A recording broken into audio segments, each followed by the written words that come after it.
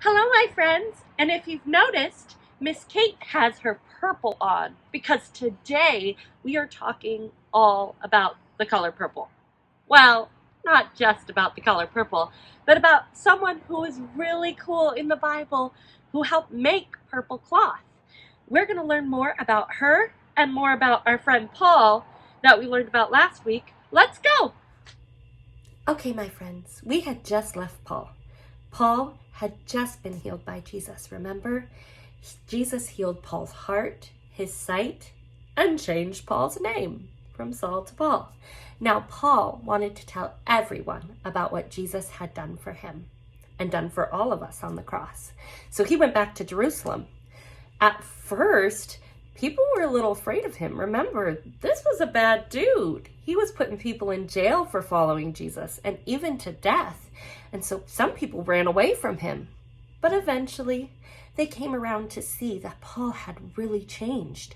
And Paul and some other people who loved Jesus decided to start spreading the gospel.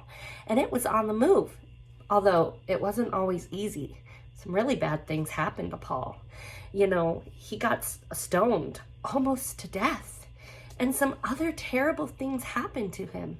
He ended up having to leave, and he decided to go spread the gospel to the Philippines. And when he was there, he meets someone, and this is where our story begins. So Paul that's Lydia, right there. Paul met Lydia in the Philippines, and he met her, and she was a really cool lady. What happened was, it was time for the Sabbath, and there was no churches or synagogues in the Philippines, but Paul noticed a group of women praising the Lord down by the river, and Paul decided to go and share about Jesus with them. And Lydia said, God has opened my heart to hear your message, and I want to share that message with others. Now, Lydia had a pretty cool job. She sold purple cloth to all the Romans and the wealthy people. I know you're wondering, what's so special about the color purple and the cloth? Well, back then, it was very hard to make purple cloth, like super hard to make, and only the wealthy people had it. So here, I wonder what you guys think that purple cloth might be made of. Give a guess. Somebody say grapes? Flowers? Good guesses, guys. Guess what? A purple cloth was made from, did you guys see that? Did you see what I held up? Shells, shellfish.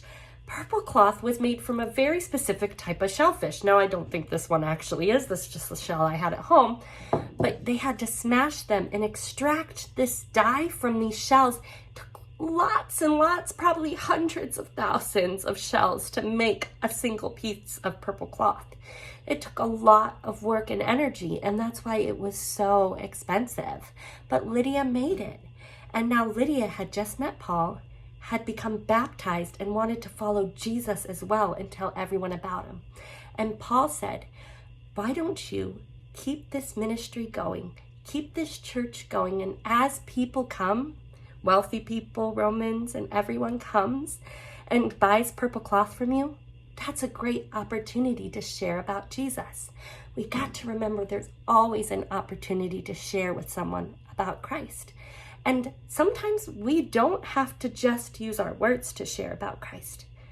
One of the best ways we can share Christ is through our actions and how we behave. And I think Lydia behaved pretty great. So we are going to go do a little object lesson and a little fun way to see how the gospel can spread. Let's go. Okay, my friends, so we are going to talk a little bit more about how the gospel spread to the early churches. And Paul, here's Paul, was taking it to everybody. And he first met up with Lydia. And Lydia's got her purple dress on. And let's put him on and let's see how this spreads. Ready? You ready for this, my friends? And pretty soon, when you tell somebody about Jesus and they tell somebody about Jesus, there's a whole lot of somebodies who start following Jesus. Okay, my friends, come tune in next week when we hear about how Paul gets thrown in prison. Remember to like and subscribe. Bye!